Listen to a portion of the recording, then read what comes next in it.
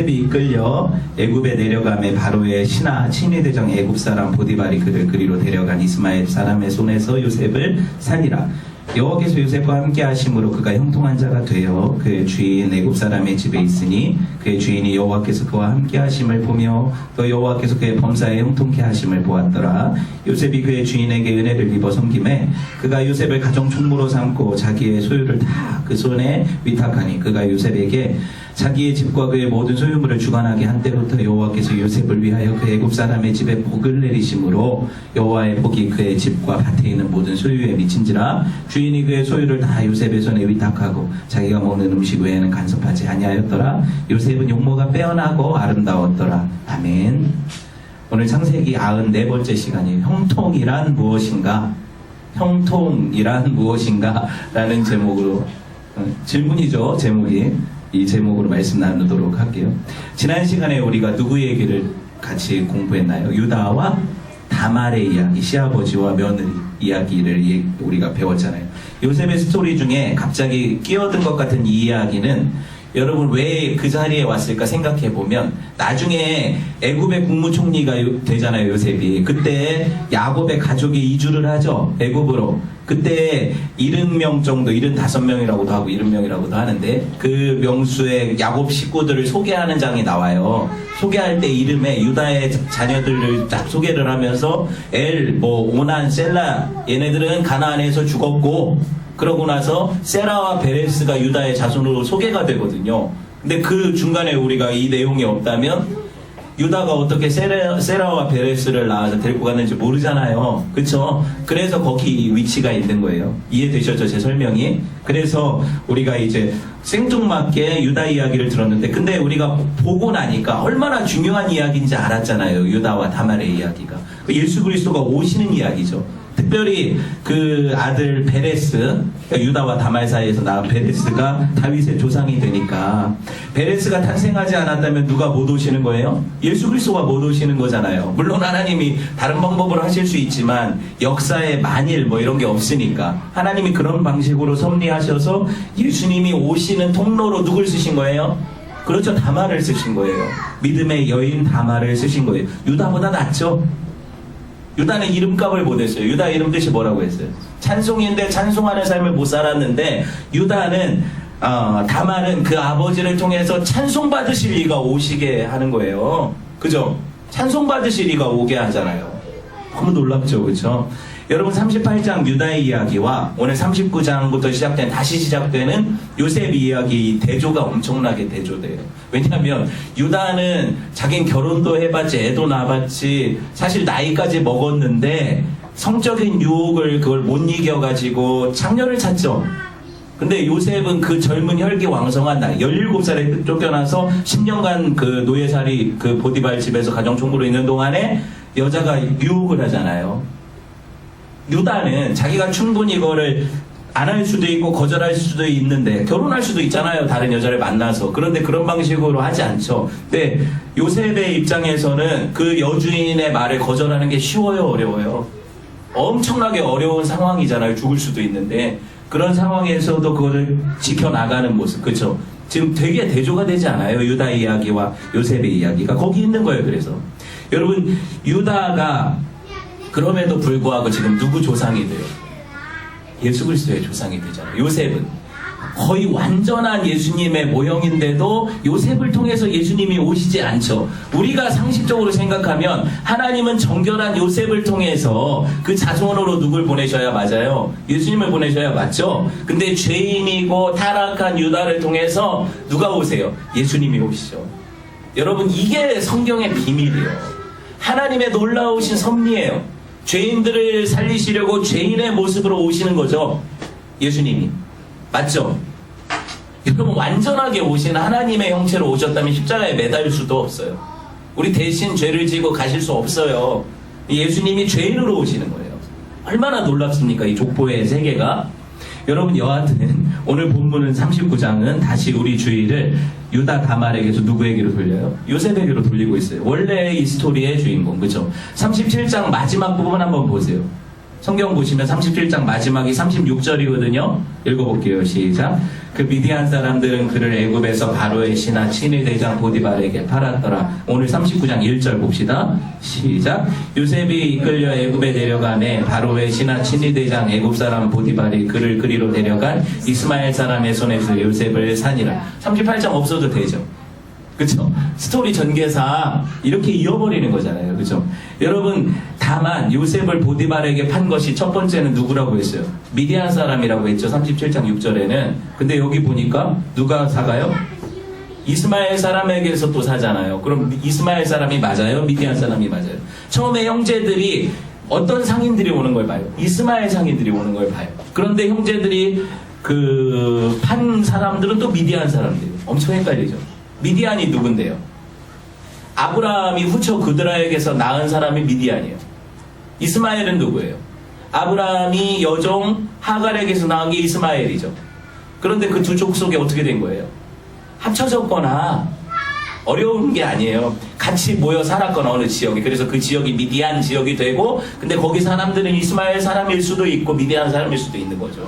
어려운 게 아니에요. 그러니까 왜 제가 이 이야기를 설명을 해드리냐면, 성경의 난제라고 해서 수많은 사람들이 이런 쓸데없는 일에 매달려서 야 봐라 성경에 오류가 얼마나 많냐, 아까는 미디안 사람이 팔았다더니 지금은 또 이스마엘 사람이 팔았다고 하지 않냐, 니네가 이렇게 오류가 많은 성경을 어떻게 읽고 있냐, 바보냐. 그럼 여러분은 대답할 말이 있어야죠. 제가 설명하는 거 이해가 되셨어요? 어떤 지역에 이스마엘 사람들이 살 수 있고 미디안 사람들이 섞여 살 수 있어요. 그들을 어떤 지역을 부를 때는 미디안 사람들이라고 부를 수 있는 거죠. 이스마엘 사람들도 거기 사니까. 그렇게 볼 수 있는 거예요. 어려운 게 하나도 없어요. 어쨌든 중요한 건 뭐냐면 둘 다 아브라함의 자손들이었어요. 형제죠. 어떻게 보면 이삭하고 형제잖아요. 그런데 이삭의 자손인 지금 요셉을 팔아 넘기는데 그 형제들이 쓰임받죠. 근데 이들은 이방인으로 또 나와요. 미디안, 이스마엘 다 이방인이 되죠. 유대인에게 있어서는. 그죠? 그렇게 볼 수가 있는 거죠. 기억해야 될 거는, 제가 왜 이런 설명을 구구절절히 하냐면, 요셉의 이야기가 지금 누구 이야기의 예표라는 거예요?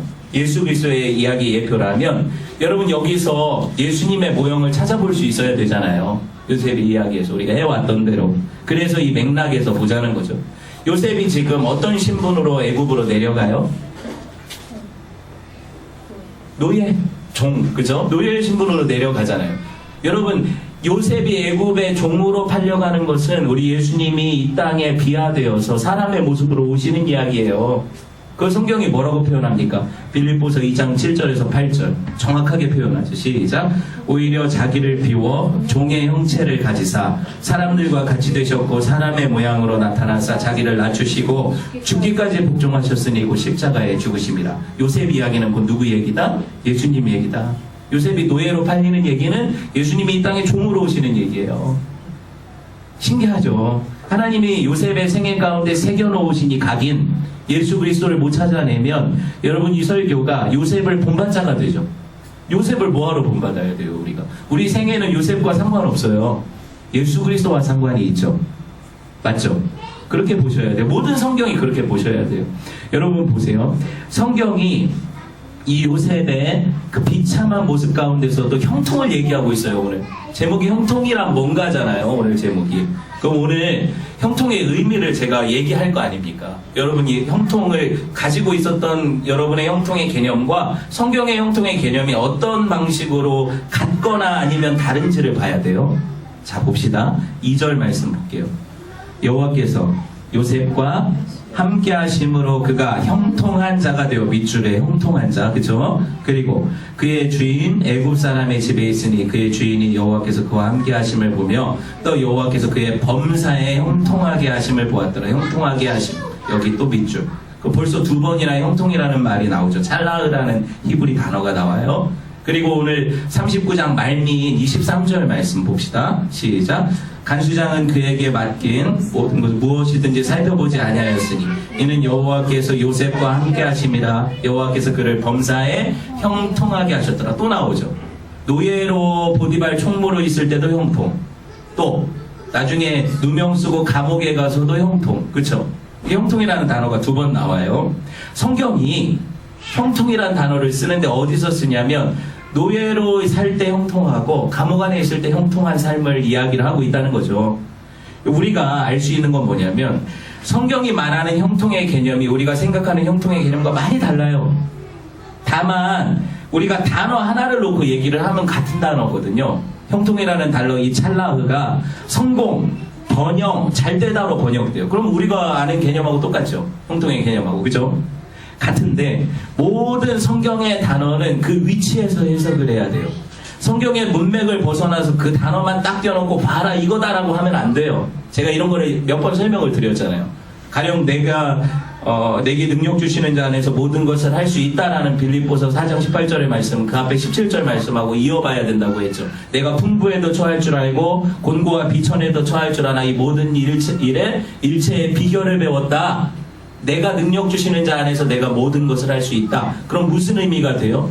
내가 그냥 하나님 은혜 주시면 다 할 수 있다 이런 얘기가 아니라 내가 풍부하나 비천하나 그죠? 고통이 있으나 어떤 상황에서든지 하나님을 섬기는 법을 배웠다 이런 뜻이 되잖아요. 그러니까 문맥 안에서 이 단어의 정의를 봐야 돼요. 그러면 요셉에게 있어서 하나님이 형통이라는 단어를 쓰실 때는 그 형통이 어떤 위치에서의 형통이고 어떤 의미에서 형통인가, 그렇죠? 이걸 보면 성경이 형통을 사용할 때 성도에게 있어서 형통은 이것이구나를 알 수 있겠죠. 이렇게 생각을 해보는 거예요. 재밌는 것은 요셉에게 하나님이 형통을 사용하실 때는 항상 그 상황과 여건을 초월하는 형통을 얘기를 하세요. 상관없는 그것과 상관없는 형통을 얘기를 하세요. 보세요. 아까도 설명했지만 노예로 생활하면서 형통이에요. 그죠? 노예 생활이 무슨 형통이에요? 한번 생각해 보세요. 원래 부잣집 도련님 아니에요? 채색 옷 입고 거들먹거리던 부잣집 도련님 아니냐고요. 그런데 노예로 가서 무슨 형통이에요? 그리고 그것도 다시 노예 생활하다가 거기서 또 떨어져서 어디로? 감옥에 가서 강간미수범이라는 불명예를 쓰고 형통이래요. 그죠? 거기서 또 형통이래요. 그럼 한 가지 우리가 알 수 있는 건 뭐냐면 그를 둘러싼 환경 자체가 좋은 쪽으로 바뀌는 것을 형통이라고 하지 않는다. 그죠? 성경이 이 얘기를 하는 거잖아요. 환경이 더 좋아지는 것을 형통이라고 하지 않는다. 그 안에서 최악의 환경에서 최선으로 바꾸시는 하나님의 일을 형통이라고 한다. 그렇죠? 무슨 말인지 아시겠어요? 여러분, 하나님이 그 환경 안에서 그 사람을 두시고 그 안에서 최선의 결과를 내시는 것을 형통이라고 해요. 성경이 말하는 형통을 얘기할 때 쉽게 말해서 우리가 생각하는 형통은 노예가 주인 되는 거잖아요. 그죠? 우리가 생각하는 형통은 죄수가 간수되는 거잖아요. 우리가 생각하는 형통은 그 종업원이 사장 되는 거잖아요. 그죠? 그런데 성경이 얘기하는 형통은 그런 게 아니에요. 부르신 그 자리에서 하나님과 동행함으로 온전히 그분의 도우심을 누리는 거. 이걸 형통이라고 불러요. 개념을 이제 이해를 하시겠죠. 그러고 성경을 보면 성경이 뚫려요. 여러분, 가는 곳마다 요셉이 어디로 가든지 하나님이 형통케 하셨대. 맞죠? 이게 성도 삶이에요. 그럼 우리가 만약에 어떤 자리, 어떤 위치가 되어야 형통하다면 다 거기 가야 돼요. 모든 성도들이. 그래야 형통한 거죠. 우리는 우리 안에서 몇 명 안 되는 우리 안에서 비교해봐도 다 위치가 다르고, 그쵸? 우리가 목적하는 그 자리에 있는 것도 아니에요. 그런데 우리 삶은 어때요? 하나님이 보실 때 형통한 삶인 거예요. 형통한 삶이라고요. 여러분 보세요. 성경이 말하는 형통은 항상 하나님의 함께 하심이 전제가 되죠. 어디 있든지 그분이 계시면 형통한 거예요. 볼까요? 2절 여호와께서 요셉과 함께 하심으로 그러죠. 3절 여호와께서 그와 함께 하심을 보며 그러죠. 그죠? 그럴 때 어떻게 해요? 그의 범사에 형통케 하셨다. 23절도 똑같아요. 여호와께서 그를 범사에 형통케 하셨다. 감옥에서도 하나님은 같이 계셨어요. 여러분, 하나님이 요셉을 노예로서 주인을 섬길 때 형통케 하셨고, 감옥 안에서 강간미수범으로 전옥을 섬길 때도, 그 죄수들을 섬길 때도 형통케 하셨다면, 이게 진짜 형통이라면 우리가 있는 위치에서 하나님의 형통을 누릴 수 있다 없다? 있다는 거예요. 있다는 거예요. 여러분 기억하세요. 꼭 기억하세요. 그리스도인의 진짜 형통은 부르신 곳에서 하나님 임재를 경험하는 거예요. 내가 있는 그 자리에서 하나님과 동행하는 거예요. 그러니까 하나님의 도우심은 내가 어느 위치에 가면 그때부터 부어주시는 게 아니에요. 지금 있는 이곳이 하나님의 도우심을 받는 자리예요. 바로 여기가 형통의 자리예요. 그렇죠? 그렇게 보시면 여러분 개념이 바뀔 거예요. 내가 어떻게 되어야 형통했다고 생각하는 이런 게 바뀔 거예요. 기억하세요. 여러분 우리 신앙의 선배들이 이걸 너무 잘 알고 있어요. 그래서 이렇게 찬양하죠. 높은 산이 거친 들이 초막이나 궁궐이나 내 주 예수 모신 곳이 그 어디나 하늘나라 할렐루야 찬양하세 내 모든 죄 사함 받고 주 예수와 동행하니 그 어디나 하늘나라. 여러분 그러니까 여러분 가정이 하늘나라예요. 여러분 우리 교회가 하늘나라예요. 여러분 있는 곳이 하늘나라예요. 왜 하늘나라예요? 하나님과 하나님의 백성이 있으니까. 하나님과 하나님의 백성이 있으니까 하늘나라죠. 거기 형통이 없으면 어디 형통이 있어요? 지옥에? 세상에? 여러분 가정에 형통이 없으면 어디 형통이 있어요? 여러분 일터에 형통이 없으면 어디 형통이 있어요? 형통하라 하는 게 아니에요. 형통 여러분이 만들어낼 수가 없어요. 하나님이 함께 하시는 게 형통이라니까요. 그 자체가 형통이에요. 그럼 보세요. 하나님이 함께 하심으로 여러분 사업이 망하면 형통이죠. 하나님이 함께 하심으로 여러분이 병 걸려도 형통이에요. 왜? 하나님이 함께 하심 자체가 형통이니까. 이거를 이해해야 신앙생활을 할 수 있어요. 우리는 늘 어디서 부딪히냐면 내가 하나님이 함께 하심으로 어떻게 돼야 된다. 근데 그게 안 되니까 난 하나님이 함께 하시지 않나 봐. 내 삶은 형통하지 못했어. 그러니까 여러분 신앙이 힘들죠. 신앙생활이 힘든 거예요. 그게 아니라 그 가운데 하나님을 찬양하게 하시는 그분을 만나는 거죠. 감옥에서도 하나님이 함께 하심을 경험하는 거죠. 여러분 힘들어도 어려워도 그 짓누르는 상황 속에서는 하나님의 손이 더 크셔서 여러분을 보호하시는 걸 경험하는 거죠. 이게 형통이에요. 형통을 아시겠어요?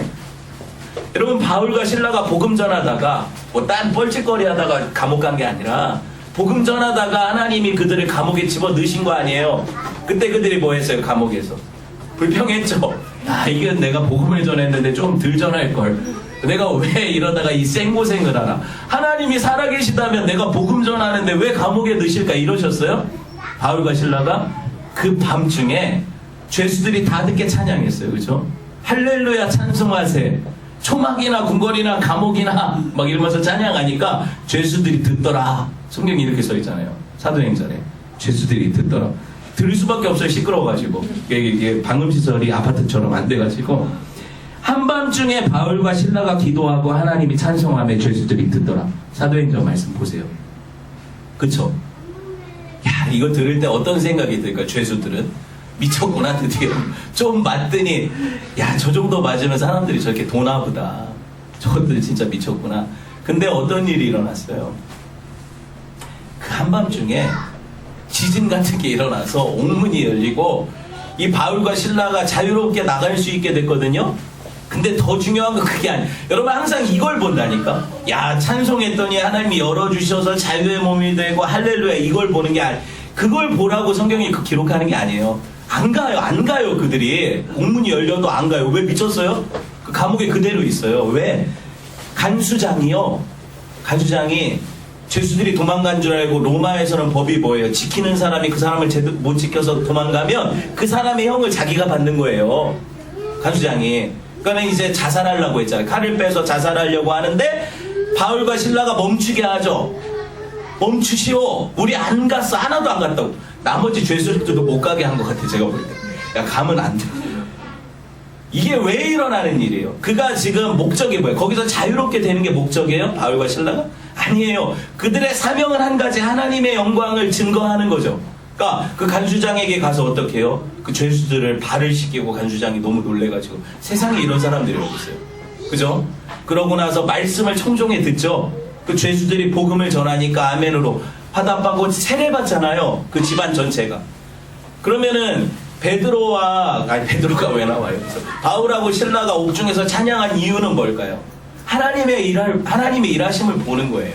근데 우리의 목적은 뭐예요? 내가 옥문이 열리고 잘 돼서 높은 데로 올라가는 거. 이게 우리 찬송의 이유잖아요. 우리 기도의 제목이고. 어떤 사람들은 기도하지 말라고 해요. 왜? 하나님 영광 가릴까봐.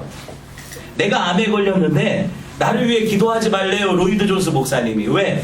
내가 좀 더 살고 싶어서 구차하게 정말 하나님의 그 섭리와 내가 하나님의 주권 안에서 인간의 생사화복의 주권자심을 고백하고 계속 설교했는데 수십 년을 그 설교가 다 무의로 돌아갈까봐 내가 몇 년 더 연장돼서 삶이 제발 그걸 놓고 기도하지 말래요.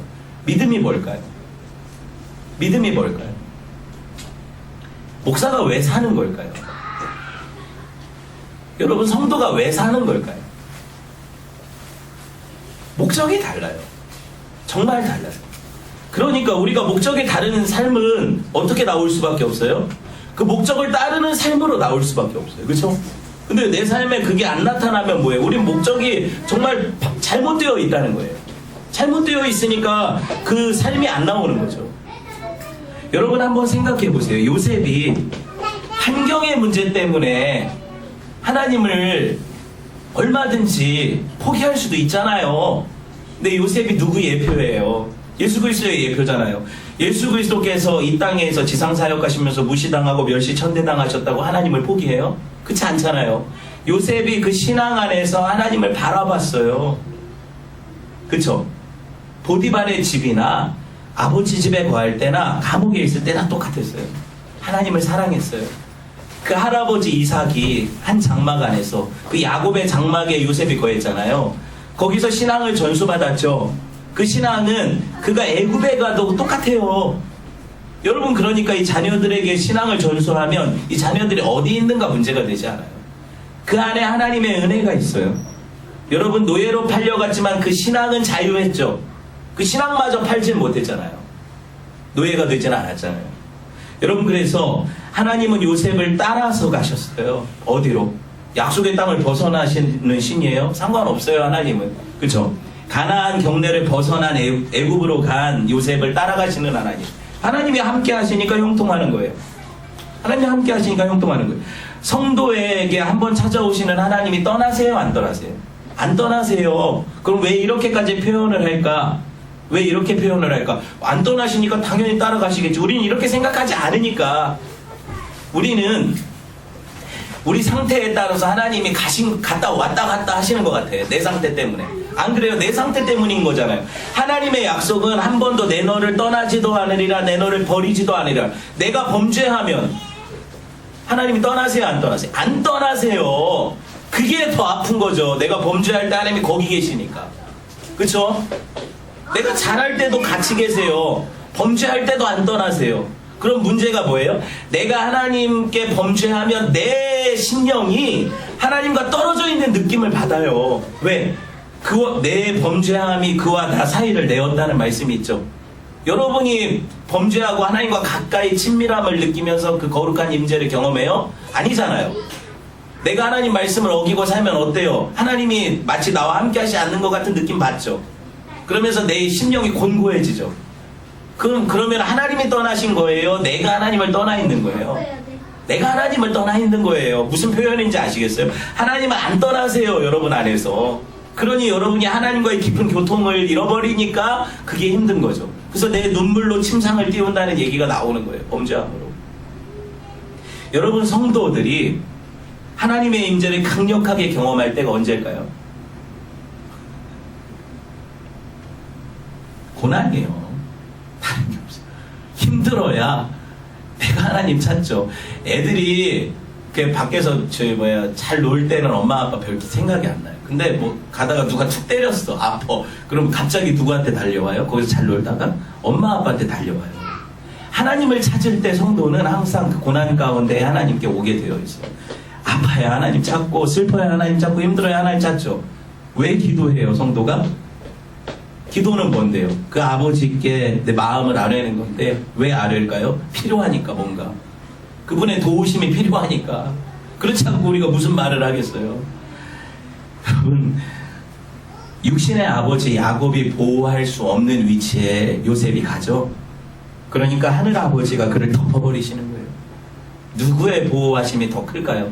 야곱이 감싸는 게 더 나을까요? 하나님이 감싸시는 게 나을까요? 말해 뭐예요? 그의 주인이 여호와께서 그와 함께 하심을 보며 3절 또 여호와께서 그의 범사에 형통하게 하심을 보았다. 그 은혜가 하나님이 덮으시는 요셉을 덮으시는 은혜가 얼마나 강력했는지 다른 신을 섬기는 이방인 애굽주인 보디발이 똑똑하게 느꼈어요. 야, 너는 하나님이 함께 하신다. 너는 하나님이 함께 하신다. 급기야 이 어린 히브리 노예 정말 물건같이 취급하고 돈 주고 사온 은 20밖에 안 되는 이 소년한테 뭘 맡겨요? 자기 집안의 모든 걸 다 맡겨요. 가능해요? 자기가 먹는 음식 외에는 모든 걸 다 맡겼어요. 그러니까 같이 어떻게 보면은 종 1기, 2기, 3기가 있을 거 아니에요. 이 어린 종이 왔어요. 히브리 종이. 그럼 종들 사이에서도 파벌했을 거 아니에요. 아무것도 아니었던 종이 주인의 눈에 들어서 그 종들 다 다스리고 주관하는 위치로 올라가 봤어요. 버렸어요. 이렇다니까요.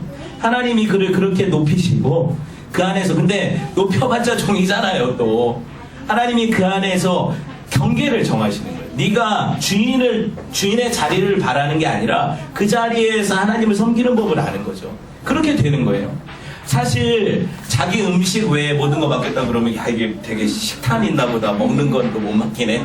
먹는 게 그렇게 중요해. 이렇게 생각할 수 있는데 그게 아니라 여러분 문화를 이해해야 돼요. 애굽 사람들은 다른 신을 섬겼죠. 나중에 열재앙, 모세의 열재앙에 나오는 10가지 신이거든요. 태양신을 알을 비롯한 수많은 신들을 섬겨요. 그런데 이 다신교에서 히브리인들이 섬기는 신은 배척해요. 당연히 여호와라는 신은. 그리고 이 애굽인들은 히브리인들과 함께 뭘 먹으면 부정하다고 여겼어요. 그래서 음식을 히브리 소년한테 못 맡기는 거예요. 그거 외에는 다 괜찮아요. 창세기 43장 32절 그 지어낸 얘기라고 보는 것 같은데 봅시다. 시작. 그들이 요셉에게 따로 차리고 그 형제들에게 따로 차리고 그와 함께 먹는 애굽 사람들에게도 따로 차리니 애굽 사람은 히브리 사람과 같이 먹으면 부정을 입음이었다. 실제로 부정해지는 게 아니라 그들이 그렇게 믿었다고요. 이해되셨죠? 이런 세계관, 여러분 이런 문화권에 살던 보디발이라는 지위 있는 사람이 17살에 팔려와서 집안에서 노예로 살던 애를 얼마나 높이 평가를 해요. 이게 가능하냐고요. 얼마나 그를 신뢰를 하면 자기 모든 거 다 맡겨버려요. 요셉이 그러면 여러분 반대로 생각해보세요. 요셉이 도대체 어떻게 살았으면 그 주인이 자기 모든 걸 다 맡기고 전적으로 믿을 만한 존재가 되었을까요? 그가 믿는 히브리 하나님이 살아계시다고 이 불신자가 인정하는 신앙생활을 했을까요? 이게 진짜죠. 교회에 와서 우리가 막 예배하고 뜨겁게 눈물을 흘리면서 손들고 찬양하는 거 신앙생활 맞아요. 그런데 그 신앙생활이 진짜 나타나는 자리는 어딜까요? 여러분 일터예요. 여러분 가정이죠. 그죠? 여러분 거기서 불신자들과 섞여 살면서 거기서 불신자들이 여러분을 보고 야 네가 믿는 하나님 진짜 계신가 봐. 진짜 내가 진짜 불교 30년째 부처님을 섬기는데 너네 하나님은 인정할게. 네 신앙은 인정할게. 이런 삶. 여러분 이렇게 하면 또 무거워요. 여러분이 내가 목사님이 또 혼내나 보다. 내가 이렇게 살지 못해서 오늘날 그런 게 아니라 여러분 이 삶을 노력한다고 된다는 게 아니에요. 항상 제 설교의 결론이 뭐예요? 하나님이 함께 하심이에요. 여러분 하나님의 손이 여러분을 들어 덮을 때 여러분이 마음문을 여시면 돼요. 하나님이 선하게 여러분을 인도하실 때 그 삶에 여러분의 행위가 나타나게 하는 것은 여러분의 의지가 아니에요. 하나님이 여러분을 덮으실 때 여러분이 순종하기만 하면 돼요. 그때 하나님이 여러분을 통해서 그가 일하시네. 하나님께 아끼지 않는 자예요. 그가 일하시는 거예요. 여러분 우리 삶에 그런 자연스러운 예수 믿는 삶이 나타나는지요. 예수 믿는다는 것은 어떤 신분이 갑자기 변하고 지위가 급상하는 게 아니에요. 예수 잘 믿어서 높아지는 게 아니에요. 절대 그게 아니에요. 예수 믿는다는 건 내가 어느 위치에서 무엇을 하든지 그 자리를 내 부르심의 자리로 인식하고 하나님이 옮기시기 전까지는 거기서 최선을 다하는 거예요. 그쵸? 늘 내 자리는 여기가 아닌데 나는 저기 가야 되는데 이런 사람의 무슨 하나님을 향한 찬송이 있어요. 이런 사람이 무슨 하나님을 향한 감격과 감사가 있어요. 오늘 현재 삶에서 하나님의 은혜를 경험하고 그분을 찬양하다 보면 그분이 옮기실 때가 있어요. 그분이 옮기실 때가 있다고요. 여러분, 내가 찾아가는 게 아니에요. 우리 삶이. 그분이 이끄시는 것이. 실제로 조선 말기에 복음이 처음 들어왔을 때 이게 양반도 믿고 쌍놈도 믿는데, 그죠? 복음이라는 게 그런 지위 고하가 없잖아요. 근데 신분이 확실하게 이렇게 나뉘어진 사회에서 쌍놈들이 예수님을 믿으니까 문제가 생긴 게 뭐냐면, 이들이 예수님을 열심히 잘 믿었는데 주인들은 예수를 안 믿었단 말이죠. 주인들은 예수를 안 믿었어요. 근데 왕족이 자기 마부가 예수를 믿는 걸 알게 됐어요. 마부가. 얼마나 천한 직업이에요. 그 당시로 말하면. 겨우 말 고삐나 끌고 자기 출타할 때 그거 끌고 다니는 사람이 마부잖아요. 그죠? 마부가 예수를 믿었어요. 그러니까 왕족이 하루는 여행을 가면서 마부를 놀렸어요. 야, 네가 예수 믿는다면서. 야, 네가 믿는 예수님은 여전히 너를 그렇게 쌍것으로 살게 하시냐? 야, 예수님이, 네가 믿는 하나님이 살아계시면 그러면 너가 이게 신분이 격상이 되고 나처럼 왕족이 돼서 편안하게 이렇게 살아야 될 거 아니야? 이렇게 얘기했단 말이에요. 근데 마부 대답에 놀라워요. 나으리, 예수 믿는 도리는 그런 게 아닙니다. 제가 예수 더 잘 믿는 건 나으리 마부 노릇 더 잘하는 거예요. 최선을 다해서 말을 돌보고 조심스럽게 나으리가 편안하게 가시도록 모시는 게 제가 예수 잘 믿는 겁니다. 여러분, 우리 수십 년 전 신앙의 선배도 이 도리를 알았단 말이에요. 예수 믿는 게 뭔지. 근데 오늘날 성도들은 솔직히 말하면 예수 믿는 도리를 몰라요. 예수 믿어서 높아지려고만 해요. 예수를 이용해서 높은 자리로 올라가려고 해요. 성도들이 섬김의 도를 잃어버렸다고요. 그러니까 세상을 섬길 주님의 손과 발 되어라는 찬양이, 이게 우리가 부끄러워요. 안 되거든요. 세상 사람들과의 경쟁에서 조금이라도 뒤처지지 않으려고 그들을 밟고 올라가는 것, 높아지려는 것, 그들의 목적지와 내 목적지가 똑같아서 예수를 이용해서 거기로 올라가는 형통, 이걸 형통이라고 부르고, 야, 내가 기도하고 40일 금식했더니 야, 이거 내가 이렇게 돼가지고 막 그들보다 먼저 진급했다고, 내가 그들보다 먼저 이렇게.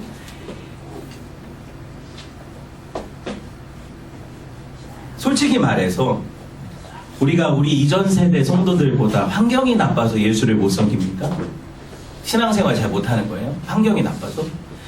무릎, 이런 의자 이런 거 없었잖아요. 마룻바닥 그 찬데다가 무릎 꿇고 예배했어요. 2시간 3시간 다리도 못 피게 했어요. 옛날 목사님들은 감히 하나님 앞에서 어디 양반 다리를, 감히 하나님 앞에서 어디 다리를 꼬고 앉아, 그러면서 그런 것까지 다 신경 쓰면서 예배했다고요. 뭐 졸아요? 앞에서 뭐 던져요? 어디 하나님을 예배하면서 졸아! 옷을 그렇게 입고 와! 이렇게 혼나면서도 그런 줄 알고 왔어요. 헌금? 다리미로 다려왔어요. 기억해요? 여러분, 우리 할머니들 헌금 1,000원짜리 하나도 다리미로 다려가지고, 왜? 하나님께 드리는 거라고. 하나님 그 돈 쓰시지도 않는데 뭐가 중요한 거예요? 자세가 중요하죠. 신앙생활이 뭐예요? 여러분, 하나님이 실제 계시다고 인식하는 거잖아요. 근데 우리는 하나님이 실제 계시다고 별로 인식하지 않는 거죠. 너무 자유롭고 너무 편하고 너무 좋아요. 풍족해요, 삶이. 저는 우리 교회도 되게 풍족하다고 생각해요. 이런 자리에서 이렇게 편하게 예배하잖아요. 그렇죠? 핍박과 고난이 많아서 교회가 점점 쇠락합니까? 핍박이 없어져서 쇠락해요. 고난이 사라져서 쇠락해요. 권력이 생기고 자유롭고 부자 되니까 하나님을 떠나요, 교회가. 말 그대로 그들이 원하던 형통을 주시니까 그 형통함을 핑계로 하나님을 떠나요. 그게 무슨 형통이에요? 망하는 거지. 그게 망하는 거 아니에요. 말 그대로 요셉은 종노릇 제대로 했어요. 그죠? 보디발이 볼 때 이건 주인의 위치를 탐하는 종이 아니에요. 최선을 다해서 종답게 굴었어요. 최선을 다해서 종처럼 살았어요. 맞죠? 보디발이 볼 때, 야, 네가 믿는 하나님 진짜 살아계신가 보다. 요셉이 원래 그런 훈련 받았어요. 야, 나는 오늘부터 노예 실습. 그래서 학원 다녀가지고 노예학 따가지고 그렇게 했어요. 그런 게 아니잖아요. 원래 부잣집 도련님으로 잘 먹고 잘 살았어요. 좋은 옷 입고. 근데 노예 옷이 입혀졌죠, 그에게 강제적으로. 그랬더니 그가 그 자리에서는 어떻겠어요? 부잣집 도련님처럼 살지 않았어요. 신세 한탄하면서 야 내가 아버지 집에서는 어떻게 살았는데 지금 이게 내 신세가 뭐냐 하고 울며 불며 그 젊은 인생을 허비하지 않았어요. 하나님 원망할 수 있었잖아요. 근데 성경은 그런 기록이 없어요. 저는 요셉의 마음에 왜 그게 없어? 사람인데. 그런데 왜 이걸 가렸다고 생각해요? 요셉이 예수 그리스도의 예표니까 요셉이 원망하는 삶을 보여주면 예수님도 하나님이 그 고난 가운데 하나님을 원망했을 거라고 우리가 인식할 수 있잖아요. 요셉의 삶에서 그걸 가려버리시는 거죠. 하지만 중요한 게 있어요. 그 신앙이 그 삶의 애환을 덮어버릴 수 있는 능력이 있었다는 거죠. 그러니까 하나님이 그의 삶을 이끌어 가실 때 심지어 그것이 노예라도 감옥이라도 감사하고 찬송할 수 있는 인간으로 바꾸시는 거예요. 채색옷에서 노예복에서 죄수복을 입었어요. 여기서 최선을 다할 수 있는 사람은 총리 옷을 입는 거예요. 아시겠어요? 채색옷에서 노예 옷을 갈아입었다가 죄수복을 입었는데 여기서도 하나님을 여전히 섬기는 사람은 총리가 돼서도 하나님 안 떠나는 거예요. 근데 반대로 되려고 하죠. 나는 노예 옷 싫어요. 나는 채색 옷 입었다가 총리 옷을 입고 싶어요. 그러면 여러분 어떻게 되냐면 채색 옷 입었다, 총리 옷 입었다, 죄수복을 입고. 그게 우리 사회에 보여지잖아요. 제 말이 맞죠? 채색 옷 입었다가 총리 옷 입었는데 감옥으로. 이게 거꾸로 되면 못 나와요. 이게 거꾸로 되면 못 나와요. 제 말이 틀려요? 성경이 얼마나 명확하게 보여줍니까? 여러분 이 시대에 예수 믿어서 뭐 됐다 하는 사람들 다 지금 어디가 있어요? 전부라고 얘기하지 않을게요. 제가 그들보다 잘나지도 않았으니. 다만 우리가 추구하는 것이 뭐가 잘못됐다는 건 보여주고 싶어요. 여러분한테. 그죠? 여러분은 그렇게 살면 안 돼요. 우리 자녀들 그렇게 키우면 안 돼요. 여러분 보디발이 어떤 사람이에요? 고대 최고의 세계 패권 국가 애국 이집트 그 파라오 바로 옆에서 칼 들고 섬기던 사람이에요. 여러분 대통령 경호원 총 들고 섬기던 사람이에요. 역사가들이 당시 왕조를 이집트 정통 왕조로 보지 않아요. 이집트 왕조가 있었는데 그 왕조를 무너뜨리고 들어온 새로운 왕조, 애굽이 이런 왕조의 시스템이거든요. 그래서 힉소스 왕조라는 왕조로 보고 있어요. 역사를 찾아보면. 그런데 이 정통성 없는 왕조의 왕이면 그 파라오가 자기 위치가 얼마나 불안했겠어요. 반역이 일어날 수도 있잖아요. 나도 정통성이 없는 왕인데. 그쵸? 그러니까 그 옆에 측근으로 두는 사람들은 얼마나 믿을 만한 사람들이겠어요. 여러분 이 요셉의 이야기에서 한 가지 알 수 있는 게 뭐냐면 감옥에서 두 관원장이 나오죠. 술관원장과 떡관원장. 이 기미상궁들 왕이 먹기 전에 독살의 위협이 있으니까 먼저 맛을 봐요. 음식을 아시겠어요? 은수저 같은 걸로 이렇게 맛을 본단 말이에요. 그때 이런 직분을 가졌던 사람들이 감옥에 갇혔다는 건 뭔가 독살의 위협이 있었고 그 중에서 한 명이 거기에 관계돼서 죽는 거 아니에요. 저는 이렇게 생각을 하거든요. 이 말씀을 볼 때. 물론 다른 분이 그렇게 해석 안 할 수도 있으니까 상관없지만 저는 그렇게 보는데 문제는 뭐냐면 그런 위치에서 바로 옆에 그렇게 불안해하는 파라오를 지키면서 칼 들고 있는 유일한 사람은 이 보디발이에요. 그러면 얼마나 이 친위대장의 권위와 그가 누리던 권세와 그 부귀 영화가 어떠했을까요? 바로 다음이겠죠. 바로 다음. 네. 이 모습이 여러분 나중에 보면 이 집에서 총무를 해요. 가정 총무를. 그러니까 집안 하나를 잘 다스리죠. 그래서 형통해요. 그죠? 근데 나중에 우리가 알기로 감옥에 가서도 형통하죠. 거기서 감옥 일을 잘해요. 그러고 그렇게 훈련한 사람이 어디로 가요? 나중에 갑자기 총리가 돼서 애굽의 총무를 해요. 가정 총무나 감옥 총무나 애굽 총무나 같은 총무인데 우리는 그렇게 생각 안 하거든요. 무슨 말인지 아시겠어요? 어디서나 최선을 다하는 총무예요, 이 사람은. 그러니까 애굽 전체 총무가 되었든 한 가정의 총무가 되었든 거기서 최선이에요. 근데 우리는 저기 가면 최선을 다할게요. 하나님 난 여기 있을 사람이 아니잖아요. 저기 가면 내가 최선을 다해서 하나님을 섬길게요. 이러니까 하나님이 거기를 안 보내시는 거야. 야 너는 먼저 감옥을 경험해. 너는 먼저 노예를 경험해. 거기서도 못하는데 네가 거기 가서 해? 안에서 새는 바가지가 밖에서는 철철 안 새냐? 여러분 우리가 어디 가고 어디 올라가고 막 이런 거 너무 관심 가지니까 안 돼요. 안 된다고요. 성경이 뭐라고 얘기합니까? 지극히 작은 것에 충성된 자가 큰 것에 충성된 거죠. 누가복음 19장 17절 볼까요?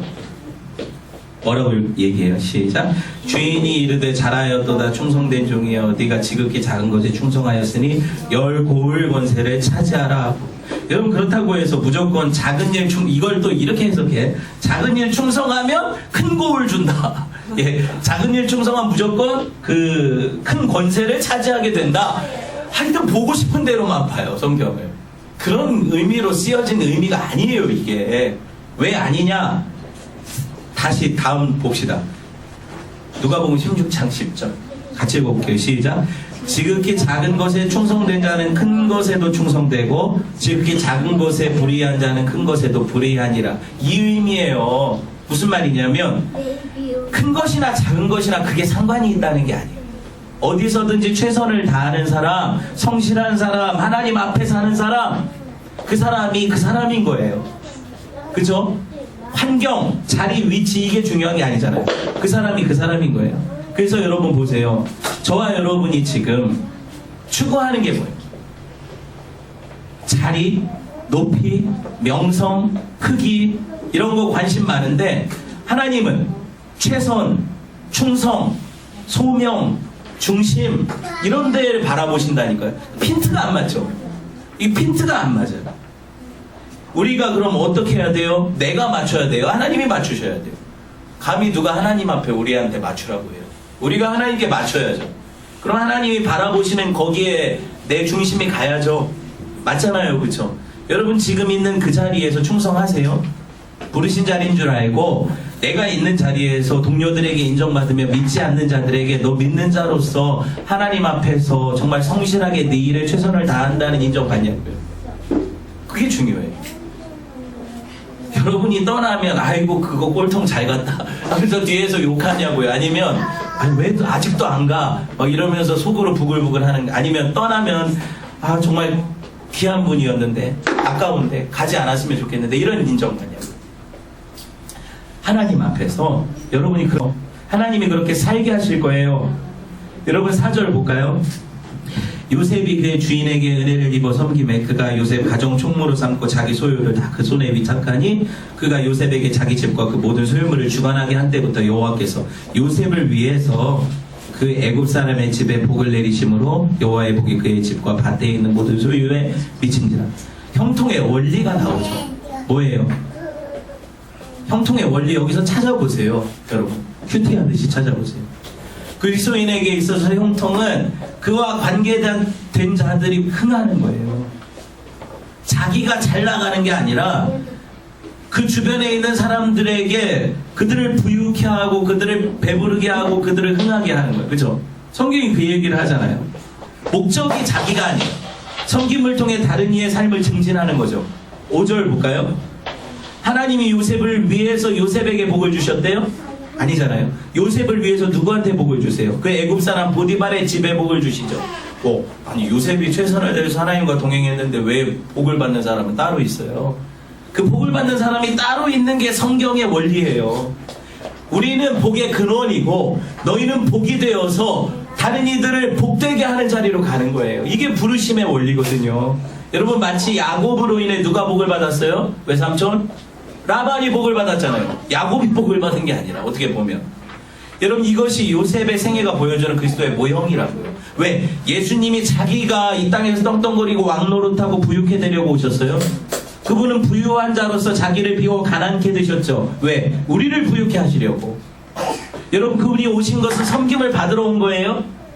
마가복음 10장 45절은 뭐라고 해요? 인자에 온 것은 섬김을 받으려 온 것이 아니라 도리어 섬기려 하고 자기 목숨을 많은 사람들의 대속물로 주려 하심이라. 없어요 여기.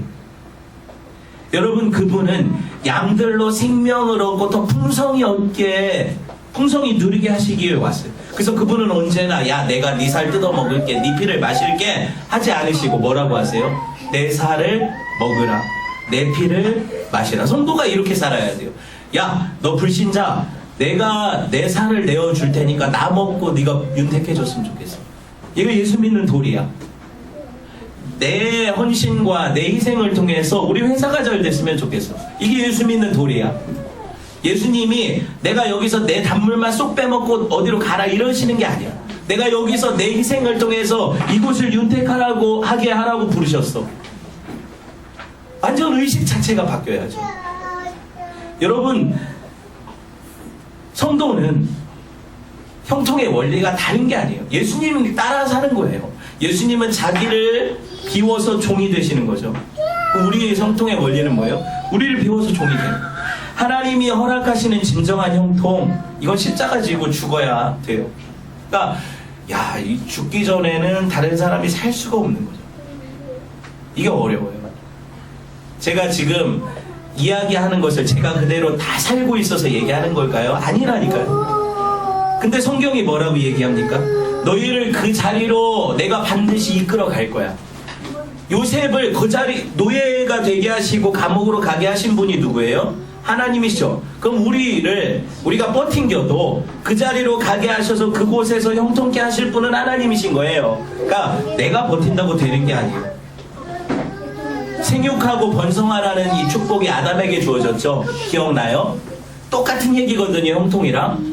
그리고 그게 나중에 홍수 이후에 노아에게 주어졌죠. 생육하고 번성하라. 이게 아브라함한테는 뭐라고 해? 너는 복의 근원이 되라. 똑같은 얘기거든요, 이게 생육과 번성, 복의 근원, 이게 누구를 유익하게 하는 걸까요?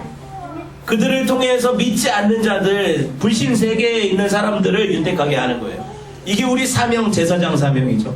아브라함에게 하나님이 뭐라고 약속하십니까? 창세기 12장 3절에 조금만 집중을 해보세요. 너를 축복하는 자에게는 내가 복을 내리고 내가 저주하는 자에게 내가 저주하리니 땅의 모든 족속이 너로 말미암아 복을 얻으리라. 나를 통해서 누가 지금 복을 얻는데요? 땅의 모든 족속이 얻는데 이 아브라함이 받은 약속이죠. 이삭은 그럼 그 약속을 받았을까요? 받았죠. 26장 4절 볼게요. 네 자손을 하늘의 별과 같이 번성하게 하며 이 모든 땅을 네 자손에게 주리니 네 자손으로 말미암아 천하 만민이 복을 받으리라. 그렇죠? 이삭 때문에 다른 이가 복 받는 거예요. 야곱은요.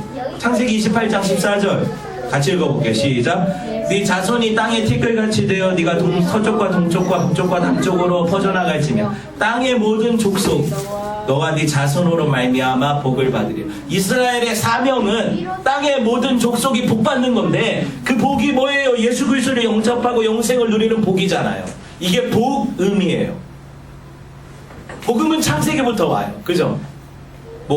요한복음 3장 16절에서 복음이 나타나는 게 아니라 복음은 창세기부터 하나님이 네가 복이 되어서 불신자들에게 그 복을 나눠주는 역할을 해라. 이게 복음이거든요. 이게 생육하고 번성하라는 거예요. 생육하고 번성하라. 여러분, 이 복의 근원이 되어서 모든 족속이 복받는 삶이 진정한 의미에서 형통한 삶이죠. 이게 형통한 삶이에요. 형통의 의미를 아시겠어요? 그래서 시편 1편 1절 이걸 정리를 하잖아요. 복 있는 사람은 악인의 길에 서지 않고 오만한 자의 자리에 앉지 않고 이런 말씀이 있죠. 1편 1절에서 3절 볼게요. 시작. 복 있는 사람은 악인들의 꾀를 따르지 않고 죄인들에게 서지 아니하며 오만한 자들의 자리에 하지 않고 오직 여호와의 율법을 즐거워하여 그 율법을 주야로 묵상하는도다. 그는 시냇가에 심은 나무가 철을 따라 시절되어 열매를 맺으며 그 잎사귀가 마르지 아니함 같으니 그가 하는 모든 일에 형통하리라. 자 보세요. 눈으로 이걸. 복 있는 자는 곧 그 말씀 따라 사는 삶이고 율법을 즐거워하는, 그죠? 말씀 따라 사는 삶이고 그가 곧 하나님과 함께하는 자고 그가 곧 형통하는 자예요. 왜? 마지막에 보세요. 그가 하는 모든 일이 다 형통하리로다 그러잖아요. 여기서 정리를 해주죠. 시편이 얘기하는 바 예수님 얘기예요. 다 예수님 얘기니까. 예수님은 복 있는 자였어요. 그죠? 그분을 통해서 세상 모든 민족이 구원을 얻고 하나님을 만나잖아요. 그 복 있는 자가 하신 일은 이 땅에 와서 말씀 따라 사는 거였어요. 그죠? 복 있는 자가 한 일은 그 복을 누리며 그 복을 나누며 그래서 형통하게 되어지는 거죠. 그 형통의 원리예요. 여러분, 그러니까 그런 삶의 원형이 우리 주님이라면 예수 믿는 모든 예수 그리스도인들은 다 어떻게 사는 거예요? 예수 안에서 형통한 자로 사는 거예요. 우리가 다 형통한 자예요. 아니, 목사님 아직 대출이 60개월이나 남았는데 뭐가 형통한 자예요. 아니, 우리 애들이 맨날 아파서 교회를 2주에 한 번씩 빠지는데 뭐가 형통한 자예요. 여러분 그냥 형통한 자예요. 하나님이 함께 하셔서 형통한 거예요. 아시겠어요? 초막이나 궁궐이나 자꾸 이걸 여러분 상황과 빗대어서 헷갈리지 마세요. 하나님 말씀은 완전해요. 그러니 여러분이 형통한 자라 하시면 여러분은 형통한 자예요. 그죠? 그럼 여러분 형통한 자의 삶이 나타날까요? 안 나타날까요? 여기서부터가 제가 설교하는 것과 여러분 알미니안에서 이야기하는 것과 다른 거예요. 여러분이 그 형통을 누리려면 이렇게 살고 저렇게 살아라 설교하지 않잖아요. 여러분 노력으로 되지 않아요. 그게. 그럼 뭐예요? 그 형통함의 원리는 하나님이 함께 하심으로 나를 이끌어 가시는 삶으로 나를 그 자리에 이끄시는 걸 경험하는 거예요. 그렇게 가는 거예요. 그렇게 하신다니까요. 하나님이. 그분의 주권이. 계시의 점진성으로 볼 때 구약 성도들은 형통을 어떻게 알았냐면 그들이 하는 일에 복받아서 양떼가 많아지고 농사하면 100배나 얻고 이런 걸로 알았어요. 그죠? 근데 제가 설명했죠. 이게 예수 그리스도 안에서 완결되고 나서는 더 이상 물질의 복으로 환원되지 않는다. 그럼 이 복은 뭘 예표한 거다? 예수 그리스도 통해서 누릴 영적인 복이다. 이게 하늘의 복이고 이게 신령한 복이다. 이 복을 누리라고 이게 형통이라고 하나님이 설명하시는 거예요. 이 복의 궁극적인 복, 이 복은 예수 만나 영생을 누리고 하나님과 함께 그 하늘의 유업을 누리는 삶으로 나가는 거예요. 말씀을 이제 정리를 할게요. 그래, 물질의 복이 아니라 영적인 복이에요. 그러니까 여러분 이제 여러분이 영적으로 어떤 환경에서도 하나님과 함께 동행하고 있다면 이미 그 복을 누리는 자, 이게 됐죠. 이제 이스라엘은 제사장 나라거든요. 제사장이 뭐예요? 죄인과 하나님 사이 연결하는 거예요. 이게 형통이거든요. 화목이에요. 화목. 이 시대에 이스라엘이 누구예요? 저와 여러분이에요. 그럼 어떻게 살면 돼요? 택하신 족속 왕 같은 제사장의 삶을 사는 거예요. 그래서 그게 뭐냐? 너희를 어두운 가운데서 불러내어 베드로전서 그의 기이한 빛에 들어가게 하신 이의 아름다운 덕을 선포하는 삶, 복음 전하는 삶, 내 삶의 복음이 나타나는 삶, 이게 바로 예수 그리스도를 증거하는 제사장 삶이에요. 우리가 사는 삶이에요. 그러니까 여러분은 그냥 있으면 빛이에요. 빛나요. 조현우만 빛나는 게 아니고, 여러분 그러니까 어제 제가 이제 호날두 경기를 직관하지 않았고 엊그제 인터넷으로 봤는데 사람들이 참 그 스포츠 스타 하나를 봐도 그렇게 그냥 뭐라고 해야 돼? 간절한 열망을 가지고 수십만 원씩 티켓 사가지고 몇 시간씩 기다려가면서 그러다가 그가 우리한테 어떤 걸 줬어요? 실망이라는 큰 선물을 줬죠. 이제 뭐 유승준처럼 못 들어올 수도 있어요. 문제는 뭐냐면 하나님은 결코 여러분을 실망시키지 않으세요. 여러분 그분은 결코 여러분 이 사명 감당하고 그 자리에 묵묵히 사는 사람들을 버리지 않으세요. 너는 축복의 통로예요. 당신은 하나님의 언약이 안에 있는 축복의 통로예요. 이 찬양 같이 해봅시다. 당신은 하나님의 있어요? 없어요. 그냥 해봅시다. 당신은 하나님의 언약 안에 있는 축복의 통로, 당신을 통하여서 열방이 주께 돌아오게 돼. 당신은 하나님의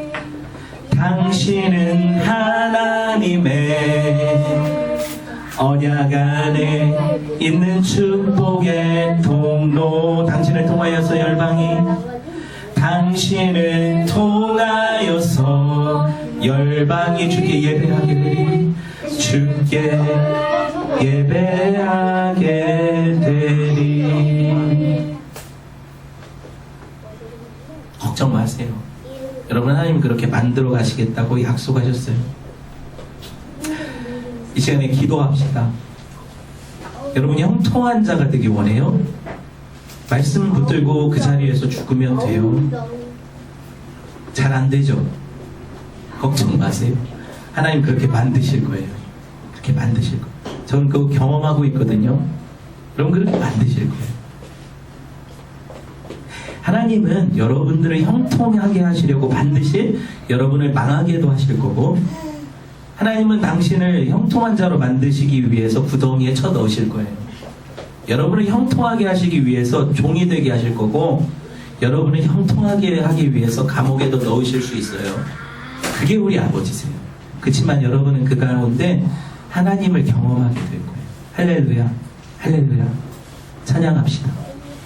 기도하세요, 여러분. 각자 기도 제목을 가지고 말씀 붙잡고 기도합시다.